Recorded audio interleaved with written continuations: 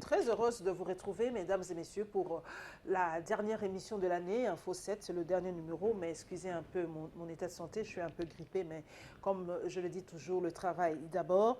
Aujourd'hui, j'ai le plaisir de recevoir Jean-Claude Vomba, qui est député national, et avec lui, nous allons parler, ou en tout cas, il va donner son point de vue par rapport à l'actualité ou les faits marquants de la semaine. Il est opposant, et comme je le dis toujours, j'annonce toujours sur le net, parce que le monde est aujourd'hui interactif, que je reçois un invité et les réactions ne cessent de fuser. Donc, je suis très suivi. Notre chaîne Congo Web est très suivie. Donc, j'ai dit à mes followers que je recevais Jean-Claude Vomba. Beaucoup de questions ont fusé. La toute première, d'ailleurs, je sais qu'il avait réagi un peu à chaud. C'est un homme qui est vivant, donc qui réagit à chaud. Donc, beaucoup de gens se posent la question, c'est toujours le même Jean-Claude Vomba, toujours aussi vivant, toujours aussi vindicatif. Tout d'abord, bonsoir, madame. Je vous remercie infiniment de m'inviter. Et puis bonsoir aux téléspectateurs, aux téléspectatrices qui vont nous suivre. Mais vous savez, quand on est né avec le sang que vous avez, partout au monde, là où vous passerez, vous resterez le même. Jean-Claude Vomba était ainsi depuis sa naissance.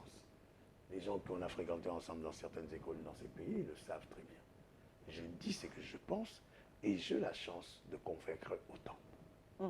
Donc, il y a certains bruits qui courent dans les couloirs, qu'il y a certaines places vides dans le gouvernement de cohésion nationale et que Jean-Claude Vomba serait peut-être partant. On m'a d'ailleurs fait une blague que je reçois toujours les futurs ministres dans mon plateau ou les vice-ministres. Est-ce que Jean-Claude Vomba peut aujourd'hui intégrer le gouvernement dans le compte du Bas-Congo qui s'est plaint de ne pas être bien représenté dans ce gouvernement de cohésion nationale? Il y a deux sujets à votre question. La première, je dirais tout simplement, les yeux dans les yeux à travers ces caméras, je ne travaillerai jamais pour un gouvernement de M. Kabila.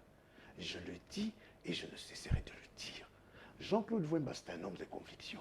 Jean-Claude Vomba n'a pas participé à boycotter et n'a jamais voulu sentir les concertations nationales qui ont amené la désunion nationale dans ce pays à travers un gouvernement que nous ne savons même pas où est-ce qu'il faut prendre le prix. Tout le monde dans la vie, madame Kimontou, j'ai passé la plupart de mon temps en France. J'ai connu certains grands leaders français. Un en particulier, Georges Marchais, qui a été le président du Parti communiste français. Cet homme a résisté, cet homme a dirigé les communistes. Mais il n'a jamais été ministre. Ce n'est pas pour rien. Ce n'est pas parce que vous voulez aider votre pays, vous devez être ministre. J'ai même certains de mes amis qui se moquent de moi. Avant d'être ministre, il faut d'abord savoir les gens qui seront avec vous, le joueur, le jeu, ainsi que le supporter et les fanatiques. Je ne suis jamais d'acquaintance avec M. Kabila et je vois très mal que M. Kabila puisse inviter Jean-Claude Vomba. C'est un non définitif jusqu'à la fin du kabilisme. Et par rapport à la représentativité du Bas-Congo? Madame, il y a eu pendant 2 semaines, vous avez essayé un peu d'affleurer, de parler sur ce sujet. Moi, je vais vous dire la vérité. Parce que vous avez reçu aussi un certain monsieur ici, Makolombo, aussi c'est Makolompa, si vous je n'en sais rien, quelqu'un qui s'est dit qu'il était de Rwanda et puis maintenant il est derrière M. Kabila en demandant pardon. Je me pose la question s'il a tué qui pour demander pardon. Bon, si c'est pour chercher du job, il doit savoir qu'il y a beaucoup qui sont encore sur le corridor, qui n'en ont pas encore eu. Dire que les Bas-Congos ne sont pas méritants. Madame, l'indépendance dans ces pays a été acquise par rapport au quoi? Qui ont commencé le mouvement? Ce sont les Bas-Congos. Non, il y a des choses qu'il ne faut pas rigoler avec. Parce que le Bas-Congo, c'est un peuple compétent. Même à travers la ville, à travers les instances de ce pays, les Nécongos ont toujours été de l'avance. Même là au Parlement. Si on distingue, si on veut vraiment choisir les gens qui distinguent, vous trouverez il y a 7 ou 8, 10 Bas-Congo. Le problème est que les Bas-Congo, malheureusement pour eux, depuis un certain temps, ne veulent plus être des grands activistes afin d'être là où les places se font. Et c'est où Mais ça se trouve, à travers les partis politiques. Nous avons Madame Madeleine Miezi, qui est secrétaire générale adjointe du PPRD. Mais comment se fait-il qu'elle n'a même pas pu mettre un ministre PPRD né Congo?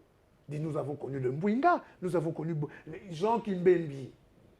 Je cite l'exemple parmi les kabilistes, Jean Kimbembi, qui à l'époque, on l'avait nommé ministre des Travaux publics, a été d'une grande distinction. Il y en a plein comme ça. Hein, donc, moi, je crois et j'estime que les Congos doivent se remettre en question par rapport aux partis politiques. Je ne leur demande pas de venir au MPCR de Jean-Claude Wemba ou bien à la BACO de Matousina ou quoi. Mais il faudrait être là. Parce que si vous n'êtes pas là où on décide, on va vous mettre les ministres. Mais il y a 3 ministres au Congo. La ministre du Commerce, c'est une Mukongo. Le vice-ministre de, de la coopération, c'est un Mukongo. Le vice-ministre de la Défense, c'est un Mukongo. Donc moi je crois que, bon, peut-être qu'ils ne sont pas connus dans la province, pour ça il y a eu ces remue-ménages. Mais moi je dis tout simplement, travaillez là où vous êtes et puis le bon Dieu vous élève. Vous contribuerez quand même à... En ce qui concerne Jean-Claude Wimba-Meni, ça ce sont les cireurs de pompe qui essaient de le dire. Jean-Claude Wimba ne le ferait jamais, il ne le serait jamais. Nous prenons donc le premier dossier, mesdames et messieurs. Nous nous rendons à l'Assemblée nationale où les deux chambres ont ouvert chacun leur tour leur session extraordinaire qui durera 30 jours. Nos reporters se sont rendus donc sur le lieu pour vous faire vivre l'ambiance. Plus de détails dans ce condensé.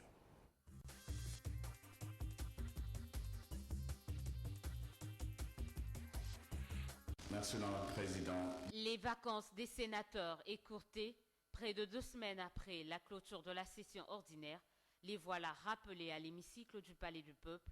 L'urgence des votes de certains projets ou propositions de loi s'impose.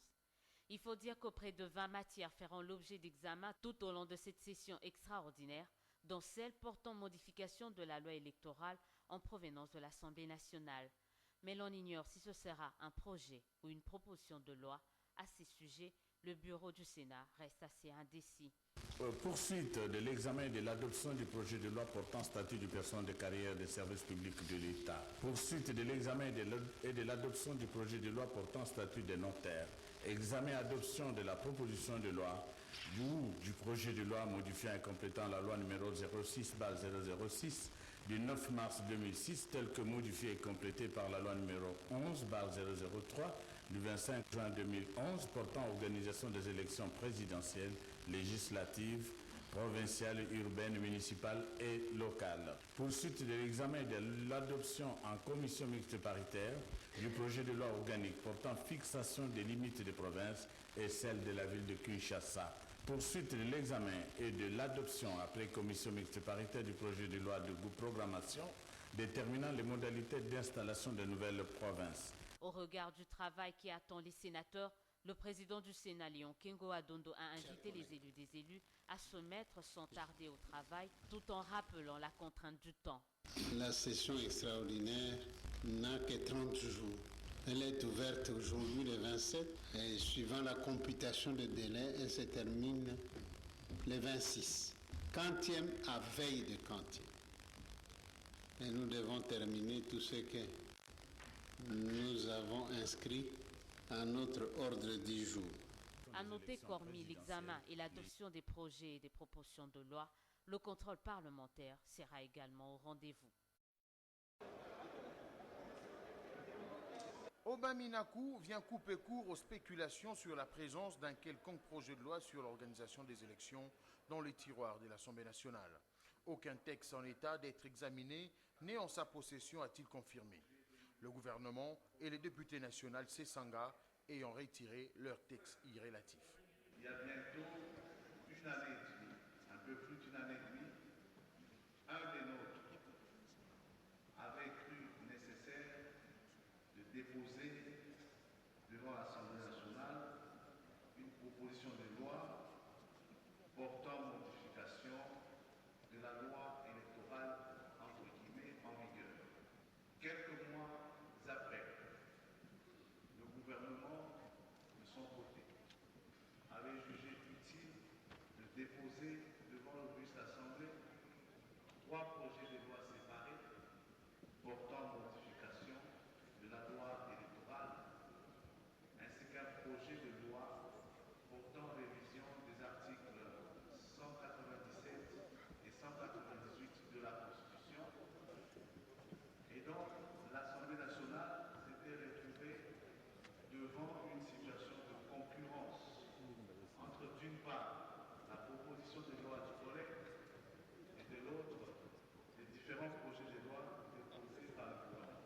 Après avoir appelé le péripétie et entraîné cette situation, Aubin Minakou espère en un autre projet de loi sur l'organisation des élections en RDC.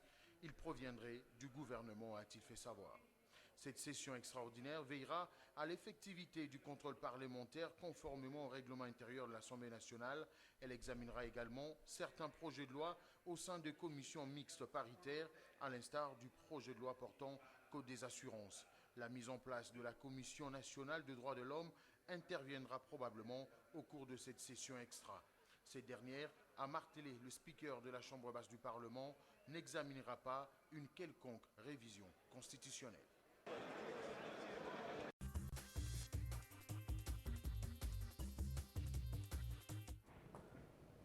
Jean-Claude Wemba, la crainte est dissipée par rapport à cette session extraordinaire. Le président de l'Assemblée nationale a dit qu'il n'y aura pas de révision de la Constitution. Donc c'est tout à fait clair pour cette session extraordinaire. La crainte est dissipée. Ce n'est pas la crainte, mais c'est la tristesse que l'Assemblée nationale, qui est là pour légiférer, ne puisse même pas respecter ses propres lois. Le bureau de l'Assemblée nationale avait convoqué la session extraordinaire. Pourquoi? Parce que c'était très bien libellé sur la loi électorale et sur la révision constitutionnelle. C'était les deux mobiles qu'on décidait pour que nous puissions avoir cette session extraordinaire. D'office, ils n'en fait même pas partie. Alors nous nous posons des questions. Pourquoi, à quoi sert cette session? Et vous allez débattre de quoi si les 2 points qui sont à l'ordre du jour ne sont plus d'actualité? C'est cela la question. Là, nous ne respectons même pas l'article 2 de la Constitution. Vous savez, madame, nous sommes dans un pays là où, des fois, je me pose des questions. Bon, là, maintenant, on va parler sur quoi? Bon, j'étais pas là, j'étais chez moi à Kassangolo. 19 projets de loi qu'on va étudier en 30 jours, en sachant que déjà, nous avons 4 jours pour les festivités de fin d'année. Après, il va y avoir le 4 janvier. Après, ensuite, il y aura les 16, 17, 18, 19. 17, 18, enfin, ils peuvent même l'amener jusqu'au 20, s'ils veulent. Alors, je me pose la question, quand est-ce qu'on aura à faire tous ces... Mais en sortant, quand l'honorable Délice Sanga a retiré son projet de loi sur la loi électorale, le président de l'Assemblée nationale avait dit à l'Assemblée nationale qu'il y avait déjà des projets de loi du gouvernement. Et maintenant qu'ils font... Enfin, ça fait le retour jusqu'au gouvernement pour revenir. C'est de l'amateurisme. Vous savez, à un moment et un autre, deux fois, on se pose la question pourquoi on doit être dans cette chambre. Vous êtes élu, vous êtes de l'opposition, Jean-Claude Wemba. Est-ce que vous êtes sûr qu'aujourd'hui, cette opposition reflète vraiment l'image d'une opposition qui doit se battre pour l'alternance? Parce qu'on a vraiment l'impression qu'aujourd'hui, on est opposant pour faire partie d'un gouvernement, on est opposant aujourd'hui pour jouir de certains avantages, on est opposant aujourd'hui pour faire peut-être pression ou chantage aux autorités. Et où est la place du peuple aujourd'hui? Parce que le peuple se retrouve dans vous aujourd'hui, Jean-Claude Wemba. Madame, le problème est quoi? Si vous voulez suivre la RTNC et d'autres chaînes différentes, vous ne trouverez que de la majorité du PPRD. Mais si vous suivez d'autres chaînes qui suivent les opposants au quotidien, vous allez voir qu'il y a quand même du mouvement. Avant que l'opposition puisse être visible dans la rue, dès lors que les manifestations de l'opposition sont autorisées, nous sommes dans un pays là où l'opposition n'a pas droit à marcher. L'opposition n'a pas droit à se réunir. Mais pourtant, le gouverneur de la ville vous a autorisé à faire... Il ne nous a pas autorisé. On lui a lâché du lest. On l'a arraché, madame. Je participe chaque fois à ces réunions avec le Conseil de sécurité provincial. Si nous voulons faire des marches et tout consort, je sais ce que je suis en train de dire. Donc, et à partir du moment qu'on ne veut pas laisser l'opposition s'exprimer, soit disant qu'il va y avoir des casses, il va y avoir cela, il va y avoir cela, alors je me pose des questions. Mais en ce qui concerne le leadership de l'opposition, vous devez savoir que moi, Jean-Claude Wemba, j'ai un leader à qui je voue un respect absolu, c'est Etienne Tshisekedi Amolumba. Tant que Etienne Tshisekedi Amolumba sera là, je serai à côté. Mais en ce qui concerne le leadership des uns et des autres, bon, vous savez, bon, quand arrive le gouvernement, bon, tout à chacun voit midi à sa porte. Hein? Bon, il s'est dit, bon, je peux aller ou je ne peux pas aller. Bon, vous avez la preuve. Jean-Pierre Mbemba écrit à partir de l'AIE, comment on dit ça, il dissout, irradie ses membres qui sont rentrés au gouvernement. Alors, mais là aussi, il faut se poser la question. Est-ce qu'il faut attendre que les gens rentrent au gouvernement pour le radier? Parce que c'était un élan bien compris. C'était déjà prévisible. Moi, je dis non, l'opposition est là. Bon, vous allez dire que nous sommes des leaders multiformes. Mais oui, mais c'est bien. C'est le mouvement. Quand moi j'apprends que les facs de Martin Fayilou, Fabrice Pouella et consorts sont en train de faire des manifestations quelque part à travers la ville de Kinshasa. Mais moi, ça me réjouit. Je dis, voilà le mouvement. Pourquoi ne pas former un ou être derrière un seul leader? Chacun veut être leader de son côté. Quand les forces politiques, sociales, qui dispersent les forces, font des manifestations, on est ensemble avec l'UDPS, on est ensemble avec l'UNC, le MPCR, les Jean-Lucien Boussa, les Franck Diongo, tout ce monde. Mais c'est ça le mouvement. À un moment ou à un autre, nous allons nous retrouver pour voir comment nous pouvons aller de l'avant. Mais à cet instant présent, laissez les ambitions aller jusqu'à l'avant. Parce qu'au Congo, tout à chacun a un destin national. Laissez-leur. S'exprimer librement. S'exprimer librement. Bon, vous pouvez dire que Jean-Claude Vouemba, vous êtes candidat. Oui, je suis candidat. Pour 2016, vous en avez les capacités, les moyens. Je suis malade mental. Les capacités en quoi que vous voulez parler? Parce que je n'ai pas détourné sur les caisses de l'État congolais? Pourquoi simplement, quand quelqu'un a une ambition et il veut servir son pays à un niveau élevé, vous voulez mettre le moyen là-dessus? Mais le moyen, c'est les Congolaises et les Congolais qui vont cotiser 1000 francs, 1000 francs, 1000 francs pour soutenir Jean-Claude Vouemba. En une seule condition. Qu'Étienne Tshisekedi ne soit pas candidat. Parce qu'il y a certaines langues qui disent 82 ans, 84 ans. Soyons sérieux. En Tunisie, là, il y a 88 ans.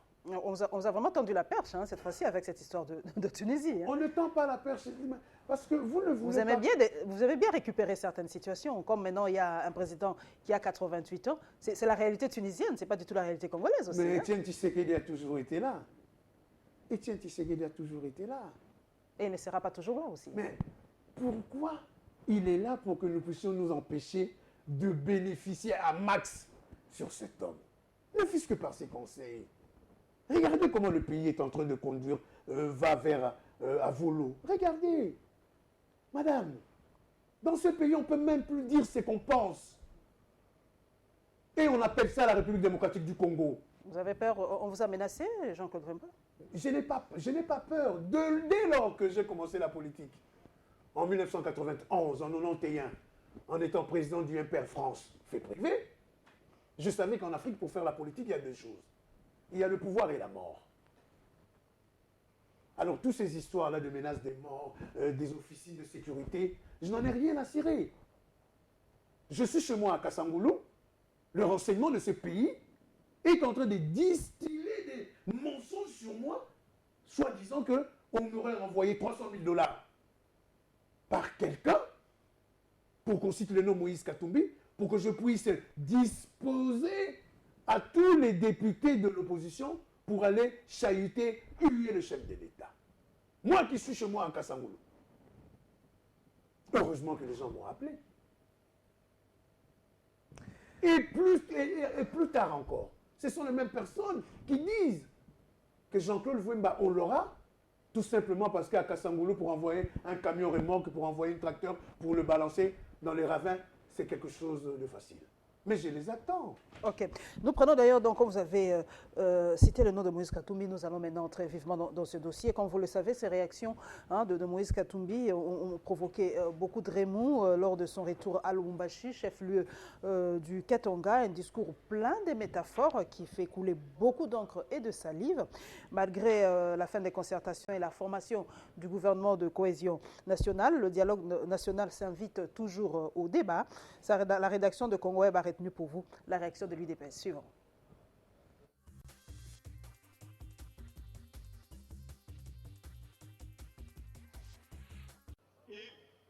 Vis-à-vis na kidiaba tena anapika futbolo ingine anapampula tena penalty mutetigele penalty mutakuwa nini hatutaingia mkiwanja kitendawili. On ne peut pas dire parce que c'est 2 fois qu'on a sifflé et qu'il y a des règlements qui sont établis qu'on peut siffler pour la 3e fois et que si on siffle, les gens descendent sur les terrains. Si cela est fait dans les règlements, si cela est fait dans les règlements, dans les conditions prévues par les règlements de football CAF ou de FIFA. Donc je ne vois pas beaucoup de problèmes dans ce sens-là. Ben, je pense que 3e fois, si ce sont des règlements, il n'y a pas de problème. Je reste dans le cadre du football, auquel lui-même s'est référé. Lorsque une équipe ne gagne que par des coups de pénalty, une première fois, l'arbitre siffle, les supporters peuvent encore supporter. Deuxième but, toujours un pénalty, et lorsque on siffle pour la 3e fois, pour que la même équipe gagne toujours par pénalty, il faudrait que ce pénalty-là soit défendable. Et lorsque les supporters quittent le gradin et tombent sur la pelouse, qui est autrement appelée zone interdite au public, cela veut dire qu'il y a une crise au stade.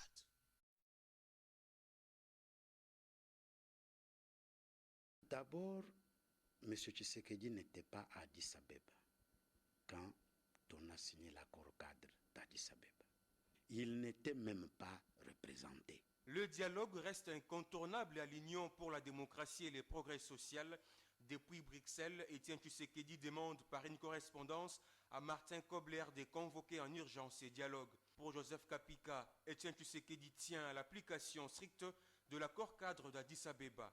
Oui, je confirme que le président a saisi la communauté internationale, particulièrement les représentants du secrétariat des Nations Unies, M. Kobler, de convoquer le dialogue tel qu'il est décidé dans l'accord cadre d'Addis Abeba et dans la résolution 2098 du Conseil de sécurité des Nations Unies. Je vous rappelle que si le dialogue n'était pas nécessaire, toute la communauté internationale ne se serait jamais mise d'accord pour qu'il y ait dialogue. C'est eux qui ont estimé qu'il y a un problème pour lequel les Congolais doivent se réconcilier. Le porte-parole de l'UDPS reste convaincu que la RDC est sous menace d'une explosion populaire qui nécessite ces dialogues. Ce n'est pas de la récupération, c'est un rappel. Peut-être que ceux qui ont signé ces documents les ont oubliés ou qui n'en voient plus l'opportunité, mais M. Tshisekedi suit de près la situation, l'évolution de la situation dans notre pays. Il sait qu'il y a crise, il sait que nous sommes au bord de l'explosion. Dans une lettre datée du 15 décembre dernier, adressée au représentant spécial du secrétaire général de l'ONU, Étienne Tshisekedi a proposé la ville d'Addis Abeba comme terrain neutre pour accueillir le participant et Kinshasa comme site des signatures du futur consensus politique. L'UDPS ne désarme pas et tient à son impérium.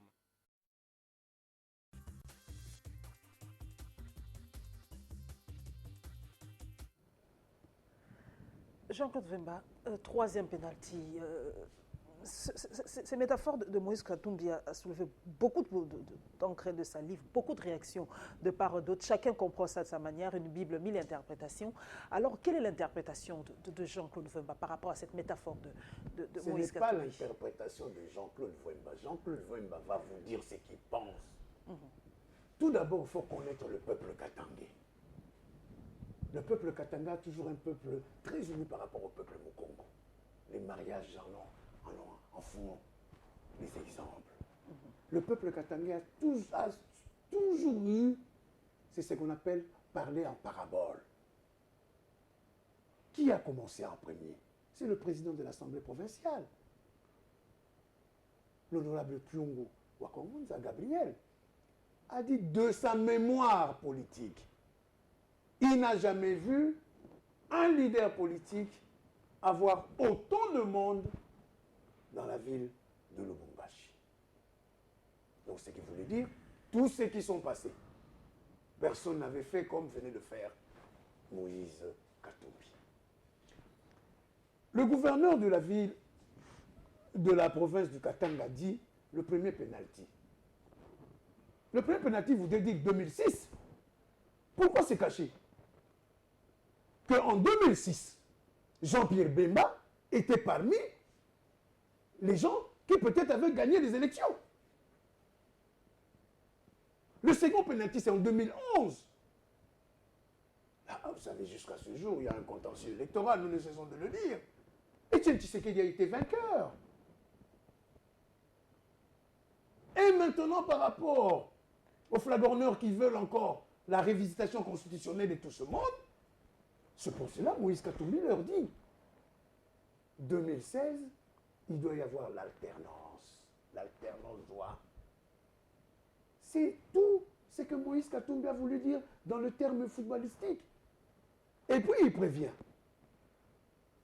Le troisième pénalty. Donc une éventuelle révisitation constitutionnelle, un bidouillage de la loi électorale risquerait de mettre le peuple dans la rue. Mais la RDC n'est pas le Burkina Faso, on ne cesse de vous le répéter. Mais madame, l'AFDEL est rentrée ici. Est-ce que c'était le Burkina Faso? Non, il ne faudrait pas dire tout cela, madame.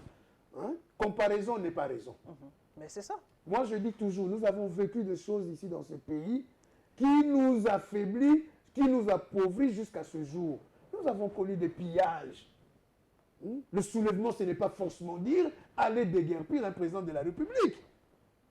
L'économie d'un pays, le tissu social d'un pays peut... Le tissu économique. Voilà. On en paye le prix jusqu'à aujourd'hui. Donc, à partir de ce moment-là, nous disons, nous voulons que cette transition qui arrive en 2016 puisse arriver à son moment. Mais c'est vrai que nous, vous êtes opposants, on n'allait pas faire de l'opposition pour l'opposition, mais le président Kabila n'a pas dit un mot par rapport à ça. On lui prête que des intentions. Pourquoi prêter des intentions à quelqu'un qui ne dit mot?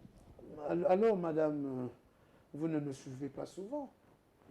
Ici, la dernière fois que vous m'avez reçu, je crois, il y a 4 mois, j'ai dit une phrase que je ne cesse de le dire. Monsieur Kabila,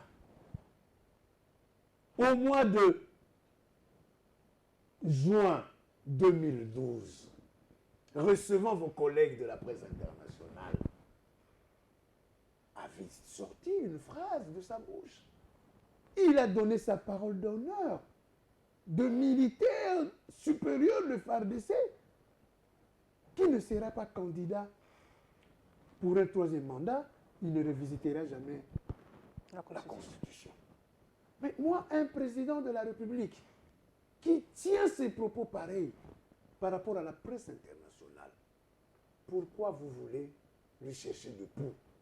Je dis tout simplement au PPRD, à la majorité présidentielle, peut-être à la majorité présidentielle, au PPRD, les gens ont peur même de dire que j'ai rêvé que je peux remplacer le Raïs. Mais nous, à l'époque du maréchal Mobutu, ça se faisait pas. Nous l'avons dit. Comme c'est le Congrès qui désignait le président, tout à chacun pouvait être candidat. On le disait.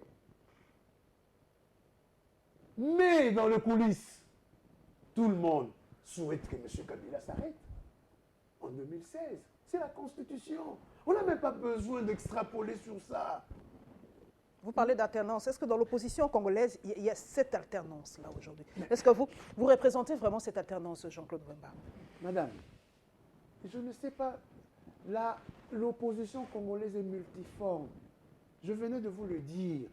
Chaque leader a son coin, a son terrain, a son territoire qui est le Congo, là où il joue sa partition. À un moment, à un autre, nous allons nous retrouver. Et le bon cheval, on va le soutenir. Si vous n'avez déjà pas un porte-parole de l'opposition qui vous mette ensemble derrière un leader et pour les élections Madame, vous voulez vraiment que je me fâche avec les gens de la majorité, avec Obin Minakou et avec Kengo Adondo, je crois. Madame, les députés de l'opposition, toutes tendances confondues de l'opposition, nous avons demandé et nous ne cessons de demander à M. Obin Minakou, à M. Kengo, de convoquer la plénière de l'opposition pour que nous puissions amender, voter le règlement d'ordre intérieur afin que nous puissions nous choisir un porte-parole. Mais ce sont les 2 cahiers du Parlement. Ce sont les 2 cahiers du Parlement. Je le dis en face d'eux. Si vous voulez, madame, si ce sont des hommes d'État, je leur fais un défi.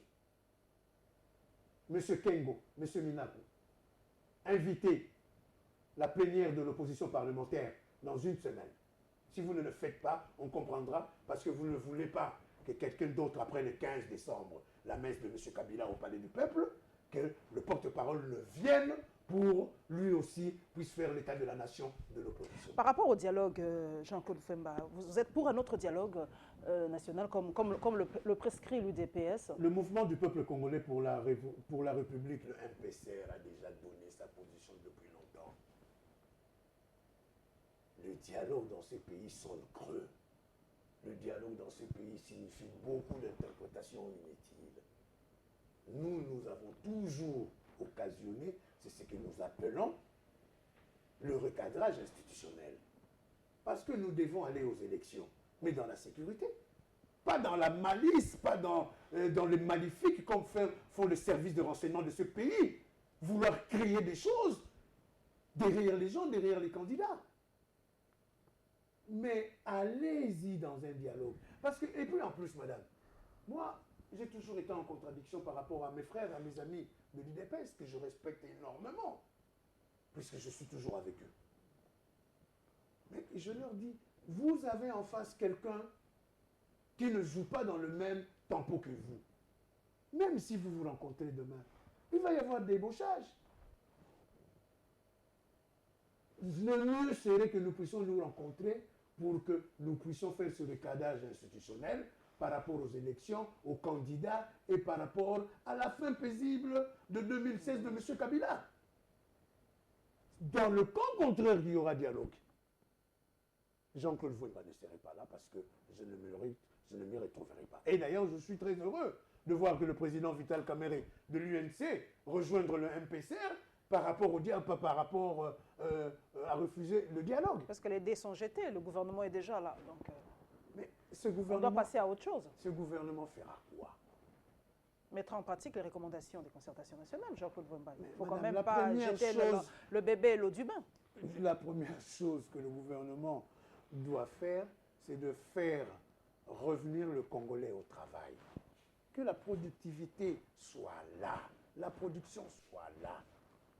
Tout le reste là, qui veulent faire autre chose ou quoi, ce n'est pas ça, madame. Le gouvernement est sorti. D'ailleurs, c'est un gouvernement, dans le vrai sens du mot, qui ne pouvait même pas avoir lieu. Parce qu'ils ont dit qu'un nouveau gouvernement sortirait. Mais nous nous retrouvons avec le réaménagement du gouvernement de M. Matata Augustin Pognon 1 et maintenant M. Matata Pognon 2. Même les opposants qui se sont introduits dans ce gouvernement doivent se rendre compte qu'ils dépendent de M. Matata. Mais or, ça aurait dû être un programme commun du gouvernement. En ce moment-là, l'opposition pouvait aussi donner le leur, la majorité le leur, et faire un programme commun. Nous poursuivons, mesdames et messieurs, nous vous rappelons qu'Évariste Bouchab est aujourd'hui à la tête du ministère de l'Intérieur. Homme de terrain, Évariste Bouchab sillonne le pays d'ouest en est. Nous le suivons donc dans la ville de Bandundu, dans la province de Bandundu, pour l'inauguration d'une succursale de la DGM, et à Béni, dans l'est, pour marquer la présence et le soutien de l'État face à cette situation qui prévaut là-bas. Suivant.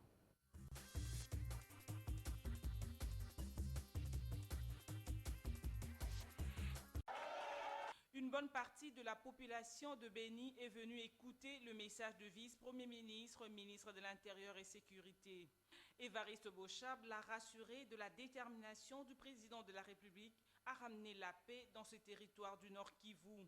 Une paix qui passe par le concours de cette même population, mais aussi de sa collaboration avec l'armée, la police et les services de sécurité.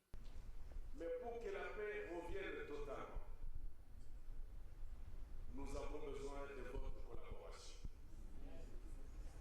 Notre population ici à Béni doit intégrer que l'armée, les FARDC, c'est votre armée, que la police, c'est votre police, que nos services que nous avons, ce sont vos services. Ils sont à votre service et à votre disposition. S'il n'y a pas de collaboration, si vous-même vous n'êtes pas vigilant, cette situation risque de perdurer. Depuis un temps, le gouvernement congolais a décrété un couvre-feu à Béni. Le vice-premier ministre et ministre de l'Intérieur et Sécurité sollicite la compréhension de la population pour cette décision sécuritaire salvatrice. Après cela, Évariste Bochab a poursuivi de consultations avec toutes les couches de la population de Béni. Des consultations qu'il a débutées avec les comités de sécurité, ensuite la société civile de Béni, avant de recevoir la Fédération des entreprises du Congo, section Béni. Tous ces entretiens, Évariste Bochab les a eus dans le but d'obtenir une adhésion massive de tous pour le retour de la paix à Béni. 4 jours de dialogue social, mais aussi d'examen et identification de causes profondes et remèdes efficaces contre la série de massacres qui endeuillent la population de Béni. Fils et filles du Nord Kivu, grands notables de Béni-Loubero, avec le représentant des institutions, ont constaté le caractère hybride de l'ennemi de la paix dans la ville de Béni. Outre le résidu de l'ADF Nalou, toujours actif depuis plus de 2 décennies dans cette province, le dialogue social de Béni a aussi dénoncé la complicité de certains enfants égarés de communautés locales et même de pays voisins. Dans une déclaration finale ayant sanctionné ces assises, les participants ont pris l'engagement de rester vigilants face à la menace commune en vue de démasquer le stratagème de l'ennemi. Au gouvernement congolais, ils exigent le renforcement du système de surveillance au sein des FARDC pour mettre à nu le traître menaçant l'ordre public dans la ville de Béni. La levée des mesures de fermeture de radios locales à Béni est aussi le vœu émis lors de ces forums. De la communauté internationale, le fils et filles de Béni attendent l'ouverture d'une enquête internationale sur les récents massacres commis dans cette partie du Nord Kivu. Un comité de suivi a été mis en place en vue de s'assurer de la mise en pratique des engagements et recommandations formulées.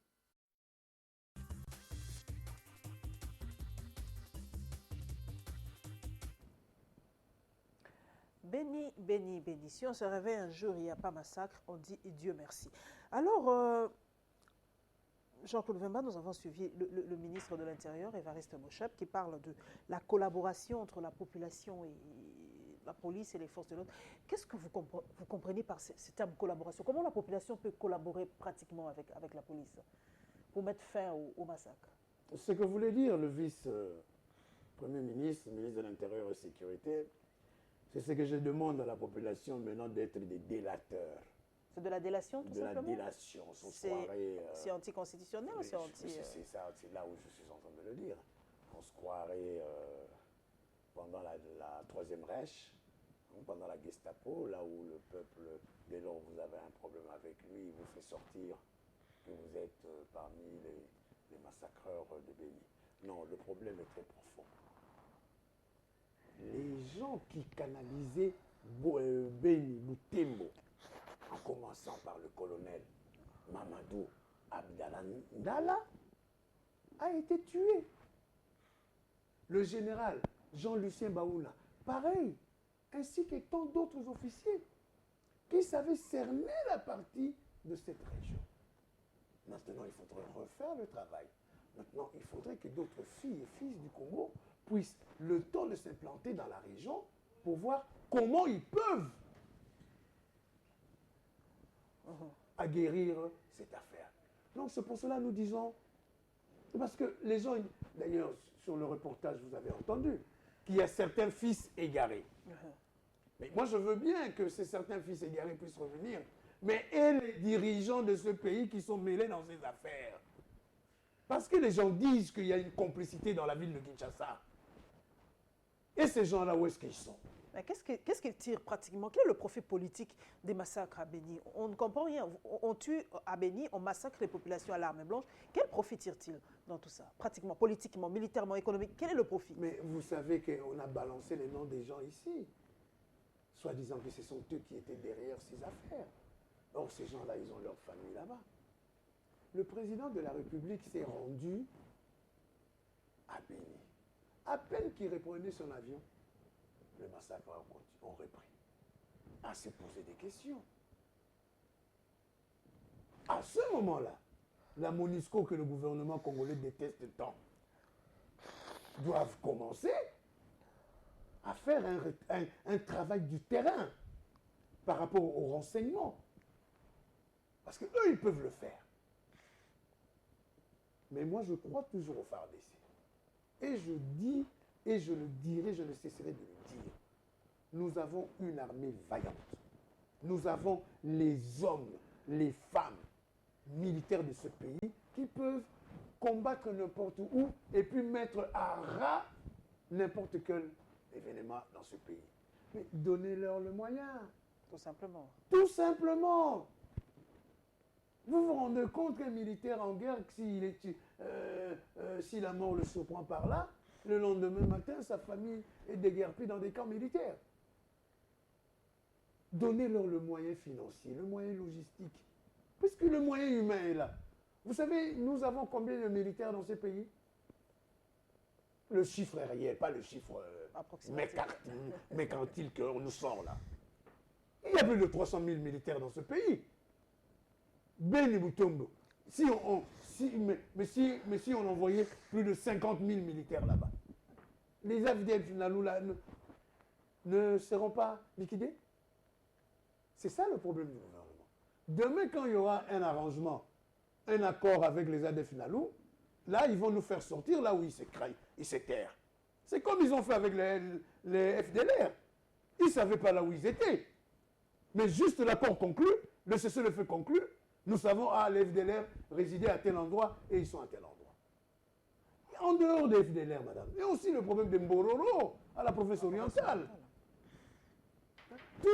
Donc tout ce coin, dès lors qu'il y a eu des ventes des armes aux particuliers, aux citoyens, aux groupes rebelles, à tout cela, malheureusement, c'est ce qu'on est en train de payer à ces jours. La perméabilité de nos frontières aussi, ou le fait que la RDC met en pratique, peut-être plus que les autres, les accords signés. On respecte trop les accords par rapport au Rwanda ou par rapport au Burundi ou pour l'Ouganda. Mais si vous êtes faible, si vous avez un pouvoir faible, vous attendez à quoi? On nous a tués ici à côté à Brazzaville. On nous a chassés comme des lapins. Jean-Claude Vouembe est allé là-bas, Jean-Claude Vouembe est revenu, a demandé au gouvernement de rompre, ne fût-ce que de suspendre les relations diplomatiques avec le Congo-Brazzaville. Est-ce qu'ils le ont fait? Et seulement vous voulez dire qu'aller là-bas au Rwanda? Oh, madame, sommes-nous, Jean-Claude Vouembe, c'est vrai qu'on est un peu patriote, mais sommes-nous si faibles que ça, Jean-Claude? Mais si on n'était pas faible, vous ne direz pas la perméabilité de nos frontières, la réciprocité entre États. Cette zone-là, on comprend quand même, ça fait déjà plus de 20 ans, depuis qu'on a ouvert les frontières lors de l'assassinat d'Abiyarimana, cette zone est toujours aussi tumultueuse. On peut comprendre, on peut avoir comment je peux dire, quand même une certaine compréhension par rapport à cette zone-là. Madame, je ne peux pas avoir une compréhension parce que Jean-Claude Vouembe a déjà proposé au gouvernement congolais des circonstances atténuantes, voilà le terme, des circonstances atténuantes par rapport à cette partie de la République. Qu'on puisse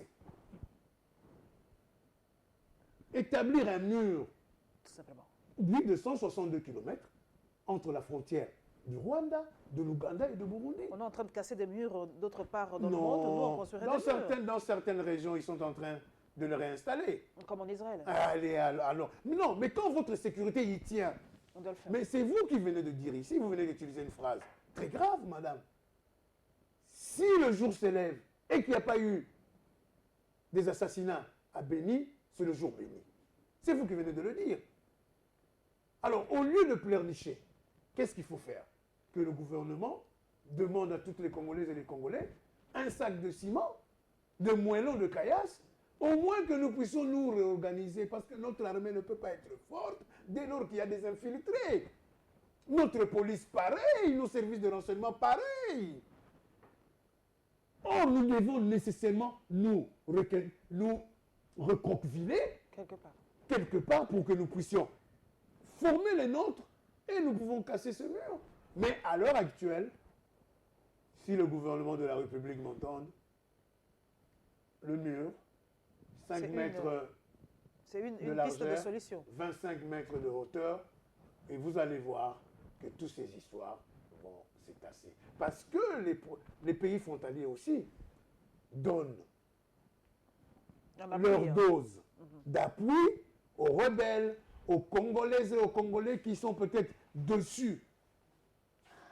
Voilà, vous parlez des Congolais déçus. On dit aussi que l'opposition récupère aussi cette situation. Hein. Vous dites que non, les massacres dureront. J'ai entendu d'ailleurs quelqu'un de l'opposition le dire dans une autre chaîne, que les massacres dureront tant que M. Kabila sera là. C'est quand même un peu fort, cette récupération politique. Si c'est un compatriote qui a dit ça,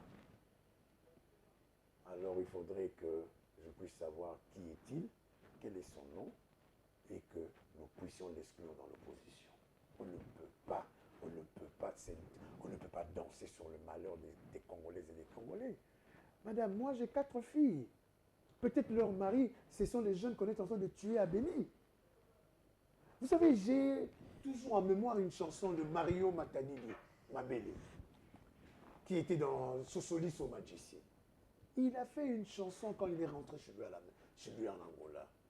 Il disait, je suis en train de pleurer tout simplement parce que les maris de mes filles sont morts.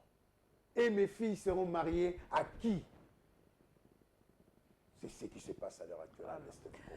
Voilà, nous, dans ce condensé, mesdames et messieurs, nous nous intéressons aux activités dans nos ministères. D'abord au ministère de la Santé, ensuite au ministère des PME. Suivons.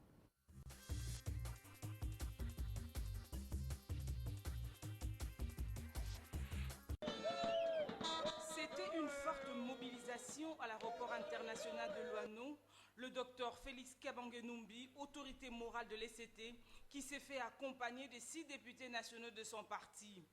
Il a été adulé par nombreux militants de l'ECT. Félix Kabange-Numbi fixe ici l'objet de son séjour dans la province du Katanga. La première des choses, je suis venu compatir avec mes frères du Katanga pour les 2 événements que nous avons connus, Kasumbalesa et le MV Mutambala sur le lac Tanganyika. Nous avons perdu énormément de nos frères. Aujourd'hui, à 2 ans de l'échéance, nous devons nous mobiliser encore plus derrière Joseph Kabila Kabange. Voilà pourquoi je suis venu, pour mobiliser les Katangaises et Katangais derrière le président de la République, afin que les 2 années qui nous restent ici, nous pouvons réaliser ce que nous n'avons pas pu faire, mais que nous puissions également consolider ce qui a été fait. Mais en tant que ministre de la Santé, je suis venu pour faire le suivi des activités de santé au niveau de la province du Katanga. Au parking de l'aéroport, c'est une masse humaine qui l'a ovationné.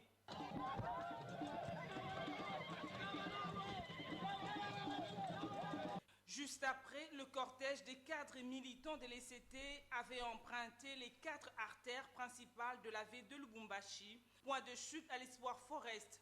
Ici, le docteur Félix Kabange-Numbi a prononcé quelques mots de prière avant d'aborder l'actualité politique. La question de la révision constitutionnelle n'était pas en reste. L'autorité morale de l'ECT, mais aussi ministre de la Santé publique, a saisi l'opportunité pour annoncer différents projets du gouvernement dans le cadre sanitaire. Il a évoqué le projet d'équipement de 18 hôpitaux et 90 centres de santé au Katanga.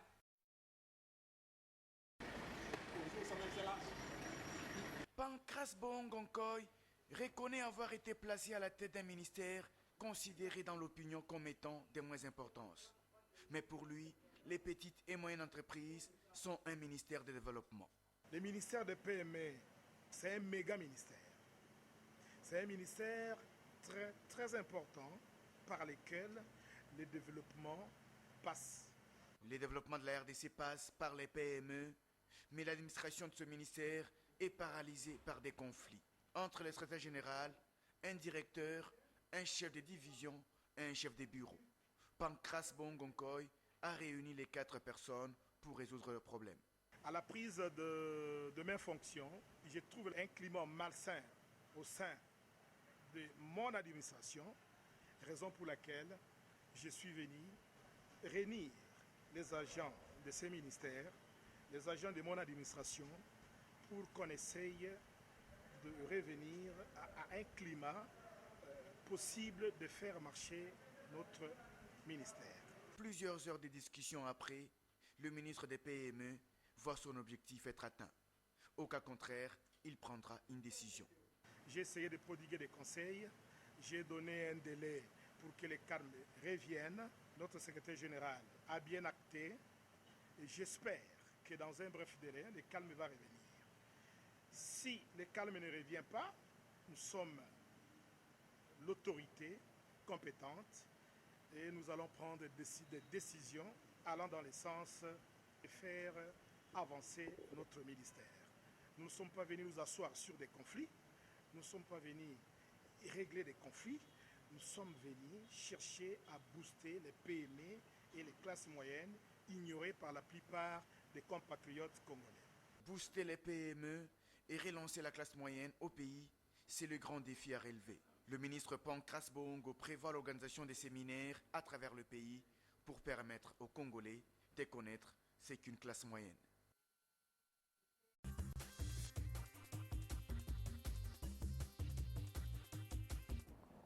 Jean-Claude Vemba, le ministre des PME, l'a dit, il faut booster les PME et booster ainsi cette classe moyenne presque inexistante en République démocratique du Congo. C'est quand même un défi assez noble, non? Madame, vous savez, il vient à peine de commencer il y a quelques jours. Vous laissez-nous le temps de réaliser ses rêves. Ce ne sont pas des rêves, quand même. Booster une classe moyenne, ce n'est pas à partir des PME que vous devez le faire. Ça, c'est tout un complexe, c'est tout un ensemble de la République.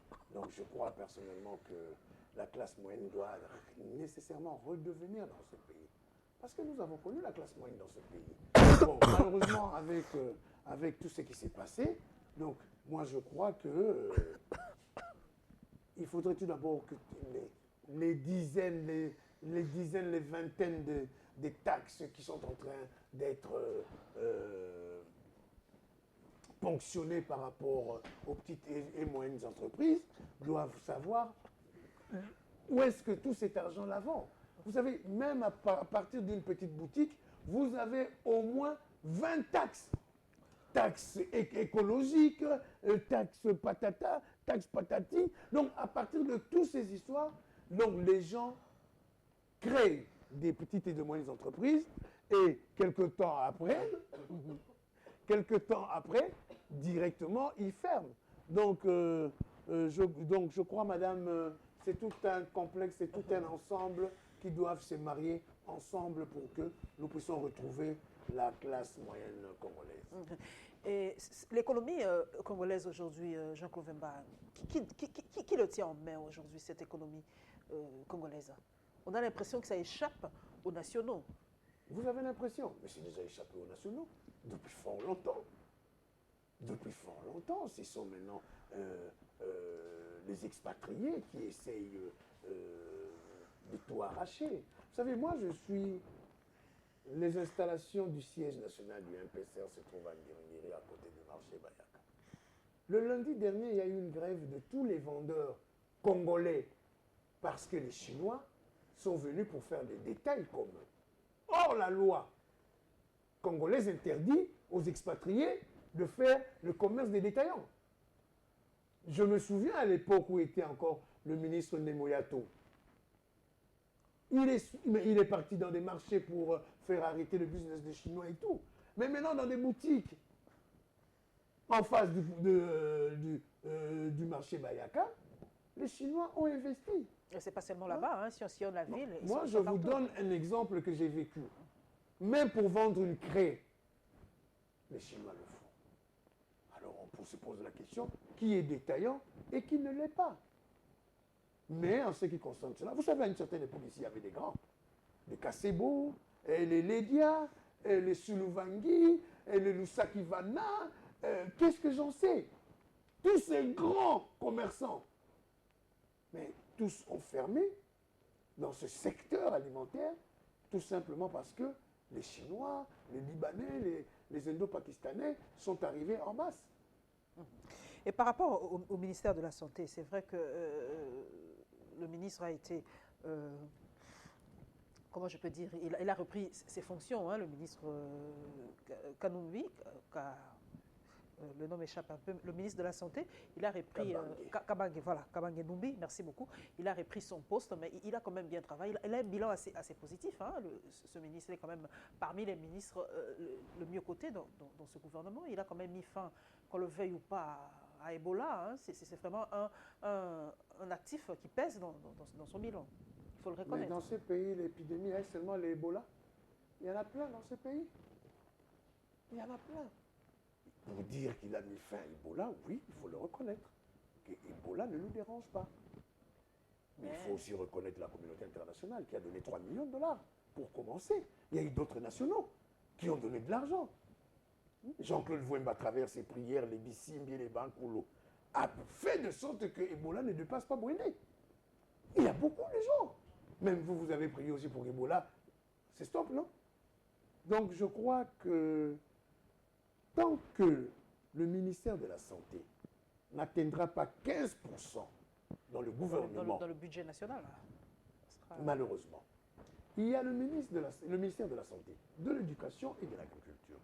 Madame, en 2005, à Abuja, les Nations Unies avaient décidé qu'à partir de 2015, les pays africains, subsahariennes ou bien dites blanches, doivent atteindre ce chiffre par rapport à leur budget. Mais ici en Angola, ils ont déjà atteint. Au Congo-Brazzaville, ils les ont déjà atteints. Au Gabon et tout comme ça. Il n'y a que chez nous au Congo. Vous êtes député, est-ce que vous vous battez pour ça à l'Assemblée nationale? Cette Assemblée nationale semble être une maison creuse. C'est une autre paire de manches parce que dès lors qu'on vous amène un budget et qui ne correspond pas à la réalité, vous savez, ça je tiens aussi à féliciter les amis de l'ECOFIN du travail qu'ils sont en train de faire pour essayer de ressortir un budget, aller creuser, aller récupérer par-ci, par-là. Mais le problème, c'est que tant que nous aurons pas la mainmise sur le plateau continental, sur le Graben. Face à l'Angola. Face à l'Angola et face à l'Ouganda et puis même au lac Kivu. Mais il y a eu plusieurs commissions par rapport à tout ça, plusieurs commissions parlementaires qui sont descendues sur le terrain. Et quelles sont les conclusions de ces rapports par rapport à tout ça? C'est toujours la faiblesse de l'État congolais où vous bouffez les commissions, et permettez l'État, vous bouffez les commissions, vous les députés, on vous donne $1 million et puis vous classez le dossier. C'est ce qu'on entend. Mais vous êtes du Bas-Congo, on en a entendu parler. Il faut suivre, il faut très bien suivre le sujet. Le problème, ce n'est pas ça. Le problème est que tout a déjà été fait pour que nous puissions commencer à jouir du plateau continental. Mais qu'est-ce qui bloque? Mais malheureusement, l'Angola ne cède pas. Et à travers l'Angola, il y a d'autres fils du Congo, pays, toujours, qui sont en train de se faire gratifier par rapport à cela. Mais c'est ça, je parlais de commission, de l'argent, de bakchiche qui circule au détriment de la République démocratique du Congo. Madame, vous savez, Pereco avait fait pendant, je crois, 20 ans, 380 millions de dollars, une somme annuelle pendant 20 ans. Il y a eu un concours de circonstances que je me suis retrouvé face à un décret du gouvernement qui demandait à ce qu'il y ait une société tiers puisse surveiller les quantités des barils qui sortaient dans Pereco. Maintenant, Pereco est à 480 millions de dollars par an. Pourquoi? Parce que le Premier ministre Matata, à qui je suis allé le voir et lui dire ce qui s'est passé, a accepté. Mais si d'autres ministres ne l'acceptent pas, comment voulez-vous faire? Donc le Congo a su bénéficier de 130 et quelques millions de dollars par rapport à la société, à une société qui maintenant fait le transport de ces barils jusqu'à... Donc le problème, nous pouvons récupérer beaucoup d'argent quelque part. Si les fils de la RDC aussi tiennent compte de l'intérêt général. Le plateau continental est une bombe par rapport au Congo. Le peuple Congo veut que le plateau continental lui revienne. Et je crois que l'Angola a assez travaillé pour le plateau continental. Ça fait combien d'années? Personne ne le surveille. Plus grave encore, madame, le peuple Congo est en colère. Il y a 2 bateaux de pêche que les Angolais ont arraisonnés. Jusqu'à maintenant, ce n'est pas encore retourné. J'étais avec les honorables députés de Mwanda, Mbouela et Moulato. Ils passent partout afin qu'on puisse libérer ces 2 grands navires de pêche. Mais les navires de pêche de l'Angola viennent chez nous. C'est la RDC. Voilà, nous continuons, nous prenons le volet juridique, mesdames et messieurs. Les magistrats ont levé leur grève et nous vous proposons le procès de Congo Web face à la DGDA.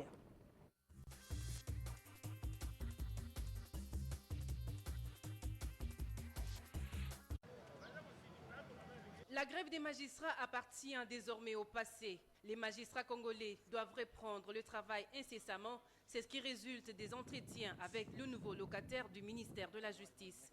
Alexis Tambwe Mwamba promet l'amélioration des conditions socio-professionnelles de tous les magistrats, comme l'explique le président national du SINAMAC, Sambaï Mutenda. L'Assemblée générale a son sens unique, c'est la suspension de la grève que nous annonçons à l'Assemblée générale, à laquelle nous demandons un quitus. Elle vient, comme vous avez suivi, d'accepter le rapport qu'on lui a fait. Elle est contente de la décision à laquelle on est arrivé, c'est-à-dire la mesure de suspension de la grève. Dans la mesure où nous avons, lors de la discussion avec le ministre Tambwe Mwamba, pesé le pour et le contre, en voyant que c'est une personne qu'on connaît et qui a mis sa personne dans la balance. Nous nous sommes dit, faisons-lui confiance, accordons-lui toutes les mesures, tous les moyens nécessaires pour son combat. Voilà en fait ce à quoi nous sommes arrivés. Et en rapport avec les magistrats qui encourent des sanctions disciplinaires, le président du SINAMAC rassure. Quelqu'un qui vous dit qu'il est malade, il veut qu'on le soigne, est-ce que cela est une faute? Quelqu'un qui a faim, qui veut manger, qui vous dit, monsieur, je ne peux pas travailler parce que j'ai faim. Donnez-moi ce qu'il faut pour que je mange.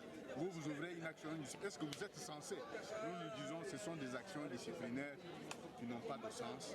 Nous allons en discuter le moment venu. Le travail reprend certes, mais la vigilance de tous les magistrats demeure tous azimuts, car la grève peut reprendre à tout moment si rien n'est fait, à Rancherie, Sambaï Mutenda.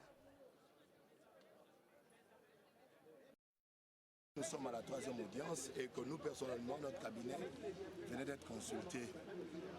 Et à l'audience d'aujourd'hui, il était question de la mise en état de l'affaire et éventuellement de la plaidoirie. Comme nous venons d'entrer, il est de bon droit que ceux qui viennent d'accéder à un dossier, de pouvoir échanger des pièces avec la partie adverse. C'est comme ça que nous avons sollicité 2 semaines au fin, éventuellement, de plaider. Il y a eu un petit débat et le tribunal a décidé de manière à nous accorder 2 semaines pour qu'au 14 janvier, nous puissions sans doute plaider.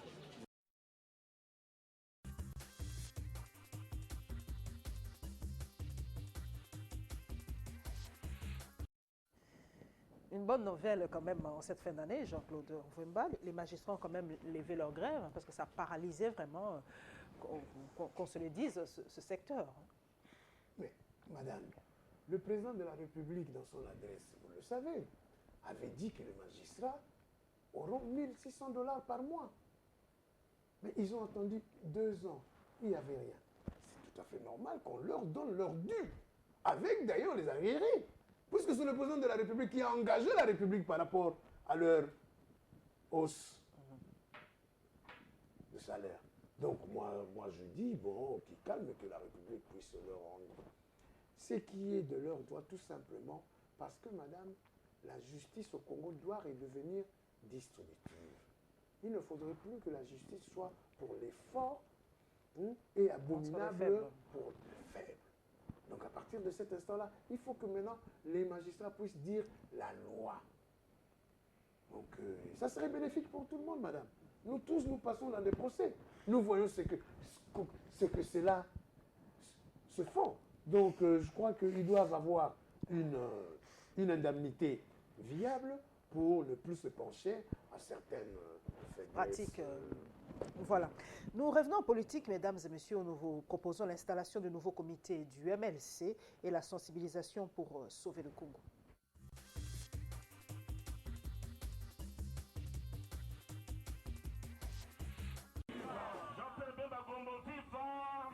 Remise du drapeau, ensuite du registre des textes fondamentaux du parti.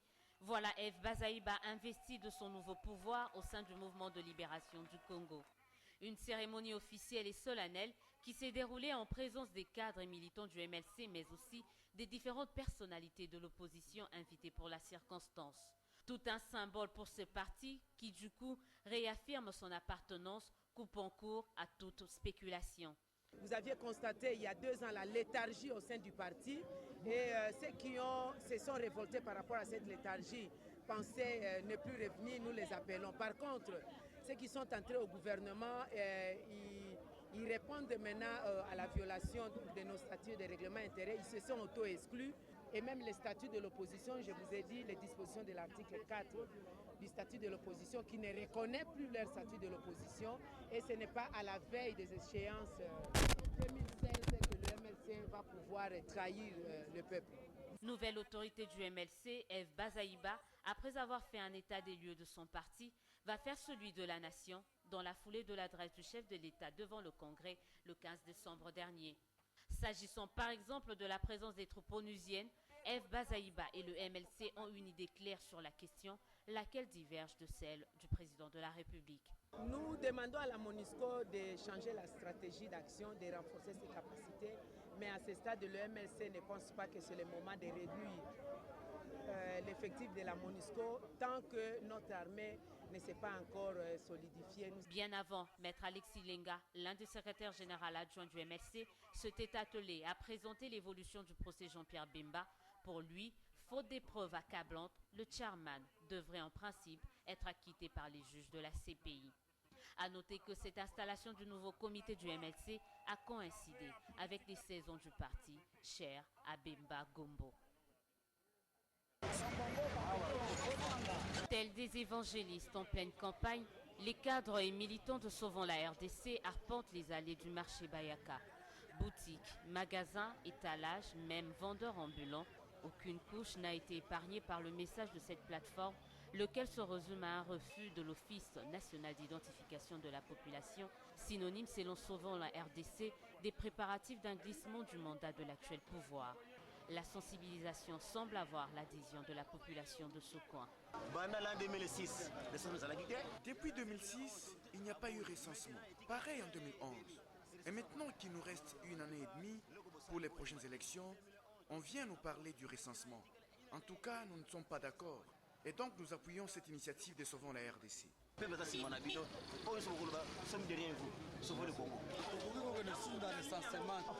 ne pouvons plus aller au recensement. Nous attendons les élections. Auparavant, il n'y a pas eu ce recensement. Et aujourd'hui, ils veulent de cela uniquement pour prendre du temps. Pendant ce temps, les conditions sociales ne s'améliorent pas. Nous ne pouvons pas accepter de demeurer toujours ainsi. Dans la foulée, Sauvons la RDC annonce également la tenue de son meeting pour le mois de janvier 2015. Janvier 2015, à 11h,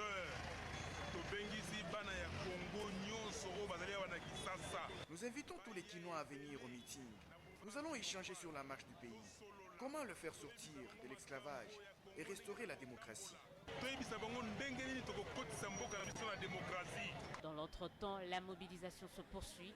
Après Rond-Point Gaba, Super Limba et aujourd'hui Bayaka, Sauvons la RDC envisage prendre d'assaut d'autres sites à travers la capitale.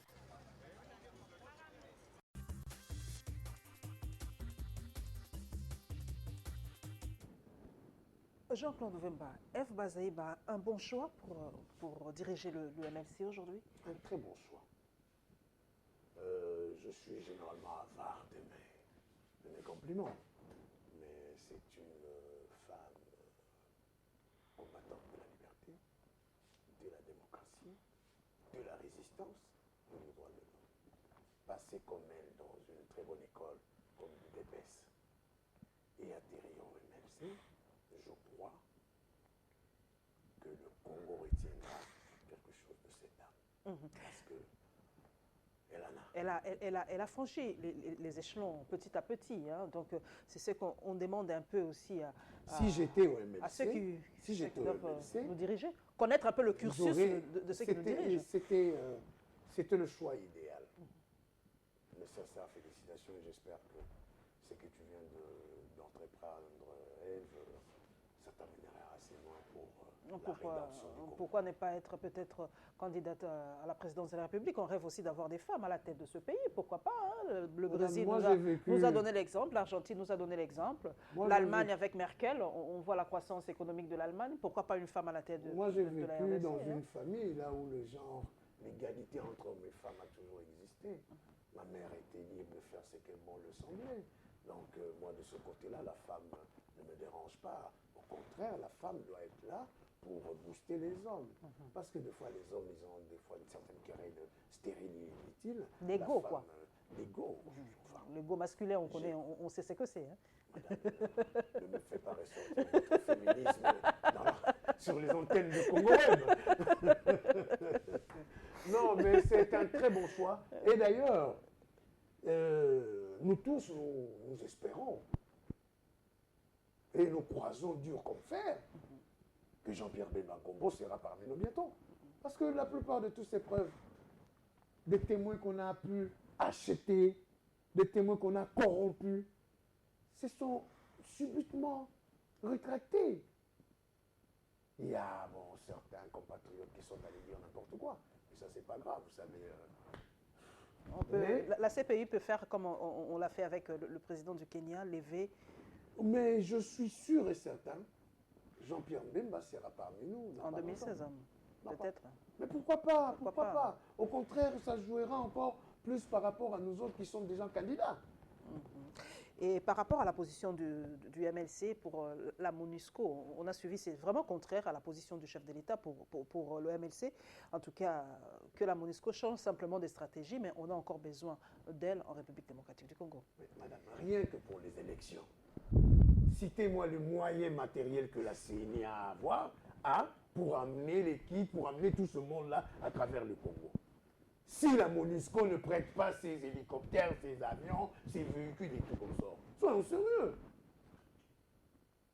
Si la MONUSCO partait aujourd'hui, comment les kits vont arriver jusqu'à Befalé? Mais elles doivent partir un jour ou l'autre, Jean-Claude Vemba. Cette MONUSCO doit partir. Ils doivent partir. Jusqu'à quand? On n'a pas signé un bail d'éternité ou de mariage. Après 2016. Seule la mort nous séparera quand même. Après 2016, la MONUSCO partira parce qu'en ce moment-là, il y aura l'accalmie, il y aura le peuple congolais qui serait déjà, qui serait déjà dans l'avant par rapport à la démocratie, et ils pourront partir. Par rapport à ce vol Congo, Martin Fayulu est sur le terrain, il crie vraiment, il fait son travail, hein, vraiment porte à porte, comme l'a fait Barack Obama à l'époque, hein, pour faire passer son message vraiment de porte à porte. Pour vous, sauver le Congo, ça doit passer par là. Descendre sur le terrain, expliquer. Mais madame, je ne comprends pas votre contradiction. Au début de l'émission, vous avez dit que l'opposition, on ne le sent pas, il n'y a pas ça là, il n'y a pas cela. Mais cette fois-ci, on parle de F. Bazaïba de l'opposition. Maintenant, c'est Martin Fayulu par rapport au Sauvons le Congo. Il est sur le terrain et tout. Mais alors, l'opposition est là, vous le reconnaissez. C'est très bien ce qu'est en train de faire les FAC et Martin Fayulu, ainsi que ses amis. Il faudrait rentrer à l'intérieur du conscient congolais pour qu'il sache demain de quoi serait-il fait. C'est une très bonne chose. Est-ce que vous êtes souvent avec vos administrés et ceux qui vous ont voté, Jean-Claude Vemba, comment analysez-vous le peuple congolais? Est-ce un peuple amorphe, comme on dit, un peuple qui accepte tout, un peuple fataliste qui dit simplement Nzamba Kosala, laissons faire les choses? Madame, à un certain moment, j'étais devenu l'ennemi de tous ces pasteurs éveilleurs de conscience à travers leur prêche. Attendez, le bon Dieu va venir. Dès lors que lui-même, le bon Dieu dans son pays, en Israël, là-bas, il y a toujours des gens qui veulent reconquérir leur terre. Mais maintenant, je crois que même leurs adeptes commencent à comprendre qu'il faudrait réellement que le sursaut puisse avoir lieu. Madame, vous savez, le peuple congolais n'est pas aussi naïf. Je vous citerai un exemple. Le vice-premier ministre actuel de Malouaka, en parlant du peuple congolais, Pardon, j'espère que vous m'avez pas contaminé. J'espère vraiment, je ne vous ai pas contaminé. C'est vraiment la En saison. parlant du peuple Congo, il a été invité à un colloque du Palo. Et il a comparé par rapport à toutes les provinces du Congo. Il a dit en 2006, le Bas-Congo avait 5 candidats présidents de la République. Les sœurs Landou, je me rappelle, le président Matousila, Madame Justine Kasavubu, Poyo, et le père Niemba. Mais Jean-Pierre Bemba a pu avoir 75% dans les Bas-Congo parce que le peuple Mukongo avait compris que le leur se limitera au premier tour et il fallait viser plus loin. C'est ça la maturité. C'est ça la finesse politique du peuple Mukongo. Ce n'est pas parce que vous êtes de chez nous, nous devons nécessairement vous soutenir, non. En 2011, le peuple Mukongo a cru au projet de Tien Tshisekedi Wamulumba. À travers les gens qui ne pouvaient pas, il a pu avoir 85%. Donc le même peuple Mukongo que vous voulez regarder, bon oui, effectivement, il y a certains leaders au Congo qui se sont permis de passer sur les antennes de la RTNC, dire que le peuple des Congo regrettait son choix de 2011. Quel peuple Mukongo va regretter son choix de 2011? Malheureusement, ces genres de meetings pareils, quand nous sommes chez nous au Bas-Congo, les gens ne l'acceptent pas. Le peuple Mukongo sait ce qu'il veut. De quel leader il en a besoin. Si vous n'êtes pas de celui, il va vous accepter. Ce n'est pas comme dans notre province, si vous n'êtes pas de là, vous n'avez même pas le droit de citer.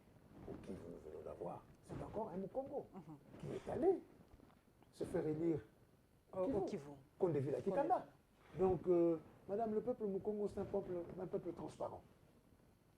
Et moi, je parle du Congolais en général maintenant. Ouvrez un peu le champ. C'est vrai que vous êtes né Congo, on sent la fibre né Congo, mais ouvrez quand même les champs par rapport au Congo en général. Non, le peuple congolais, c'est un peuple très méchant. Le jour que le peuple congolais se rend compte qu'on s'est moqué de lui, il ne reconnaîtra ni père ni mère. Mais le peuple congolais a bloqué les Rwandais ici, au Tchango, sans armes. Vous oubliez le RCD Goma. On fait marche arrière à partir d'où? Hein? Donc il ne faut pas jouer avec le peuple congolais en disant non, voyez, Nzambakota, là, non, arrêtons ce soir. Ne poussons pas le peuple congolais à la révolte. Parce que ce soit vous, moi, les Congolais et les Congolais, nous serons perdants dans cette affaire. C'est pour cela que nous voulons que ça puisse atterrir en douceur en 2016, que M. Kabila termine ses 2 mandats constitutionnels, et que l'alternance puisse avoir lieu. Voilà, mesdames et messieurs, ce sont les derniers mots de Jean-Claude Mvemba. Nous sommes à la fin de l'année, c'est vraiment la dernière émission. Alors, Jean-Claude Mvemba, vos voeux pour ceux qui vous sont chers. En tout cas, vous avez l'occasion. À cet instant présent, je pense aux Congolaises et aux Congolais. Cette année n'a pas été aussi meilleure, aussi brillante que les années précédentes. Gardons toujours notre foi. Continuons toujours à méditer. Et surtout, que nous ne puissions plus admettre quoi que ce soit. La Constitution nous octroie, l'article 64, de barrer la route à toute tentative de dictature à travers une famille, un clan, un groupe. C'est de ça que nous voulons dire tout simplement. 2015, ça serait l'année là où nous allons préparer sérieusement le Congo pour les années 30. Pour l'émergence en 2030, 2035. Et toujours dans le recueillement, bonne année 2015. Voilà, mesdames et messieurs, moi aussi je profite de l'occasion pour présenter mes voeux le meilleur à notre patron, M. Gabriel Chabani, qui nous donne vraiment l'opportunité de faire des pareilles émissions, parce que je sais que Congo Web Télévision aujourd'hui, c'est dimanche, Info 7, comme on dit, à Kangi Masolo. Donc Info 7, je sais que vous êtes très suivis aujourd'hui, donc c'est grâce à Gabriel Chabani qui nous donne l'opportunité de faire de telles émissions, de recevoir toutes les tendances sur ce plateau, comme la semaine dernière, vous avez suivi quelqu'un de la majorité, aujourd'hui c'est quelqu'un de l'opposition. En tout cas, Congo Web est ouvert à tout le monde, c'est la chaîne de la liberté, de la démocratie. Merci donc à Gabriel Chabani pour cette opportunité. Merci à toute l'équipe technique qui contribue vraiment à vous faire livrer cette émission chez vous. Donc bonne année à Guy Lukoki, à Papi Mandeke, à Maïlo Bumba. Merci et bonne vœux, en tout cas, meilleurs vœux, pardon, à toute la rédaction de Congo Web Télévision, meilleurs vœux à mes amis, à ma famille et meilleurs vœux en tout cas à tous ceux qui me suivent sur Facebook, parce que là je suis très active sur Facebook, il faut faire passer le message. Merci donc à nos groupes où nous sommes actifs. Merci donc au groupe journaliste, au groupe Notre Espace, au groupe, il y en a beaucoup. On est actifs pour tout ça, pour dialoguer, pour cogiter, pour l'intérêt supérieur de la République démocratique du Congo, parce qu'on ne peut pas tous être ministres, chacun reconstruit son pays là où il est, en tout cas avec les moyens de bord. Voilà, je vous en prie. Je souhaite que l'année 2015 sera l'année du RTKV, Radio-Télévision Kassango Novoboka, et qu'il suivra le pas du grand Congo Web, du PDG Chabani Gabriel. Voilà, vraiment le message est passé. Voilà, mesdames et messieurs, nous nous retrouverons vraiment avec le même plaisir, surtout, pourquoi pas plus, en 2015, pour la première émission de l'an 2015. Merci et au revoir.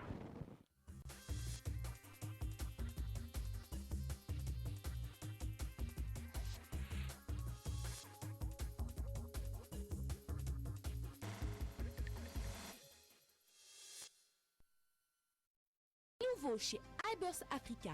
iBurst double bonus. Profitez doublement de votre connexion Internet avec les nouveaux forfaits GigaFast. Et en plus d'un accès illimité tous les soirs de 20h à 6h avec GigaNight. Obtenez désormais 3 GB au lieu de 1 GB sur la carte de 50 unités, 8 GB au lieu de 3 GB sur la carte de 100 unités, 25 GB au lieu de 10 GB sur la carte de 200 unités et 50 GB